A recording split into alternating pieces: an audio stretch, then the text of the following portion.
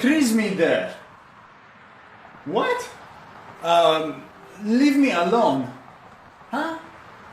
I stay here. Do you want to get off? Yes, get me off. Okay, but hey, you need to improve your speaking. Okay, but how? Hello, my name is Maddie from POC English, and in this lesson, we're going to talk about how to improve your speaking skills in English. You already know that speaking is the most important skill in the English language because it helps you communicate with other people, right? But to improve your speaking or to take your speaking to the next level, there are some things that you need to know. I want you to think of speaking as a game of ping pong or table tennis. A game of ping pong requires two players who play together. In our case, two people who speak with each other. Now, what do you need in order to play ping pong?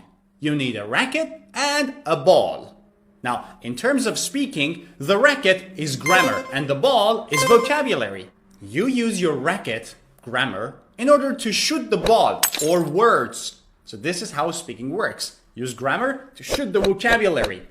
Therefore, we can say that the basis of a good speaking skill is grammar and vocabulary. Therefore, without learning grammar or without improving your knowledge of vocabulary, there is no speaking. That is your first duty. That's your first step. But in this lesson, I'm not gonna bore you with grammar and vocabulary. I'm gonna tell you something else. If you learn grammar and vocabulary, will you be a good speaker of English? No.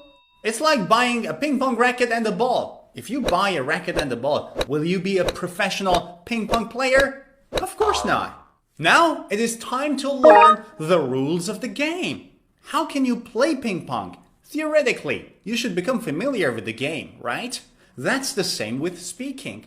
You need to know how to improve your speaking first. Now in this video, I'm going to teach you two simple rules that can help you take your speaking to the next level by improving your communication.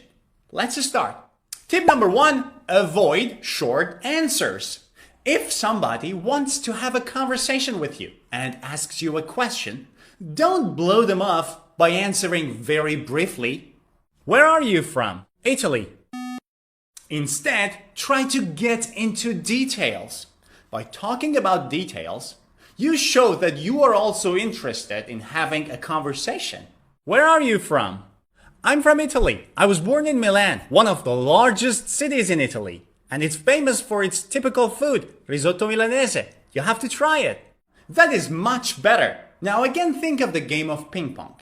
If you hit the ball, but your opponent doesn't return the ball, the game is over.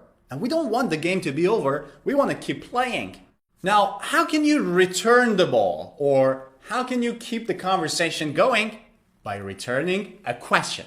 Where are you from? I'm from Italy. I was born in Milan, one of the largest cities in Italy. And it's famous for its typical food, risotto milanese. You have to try it. How about you? Where are you from?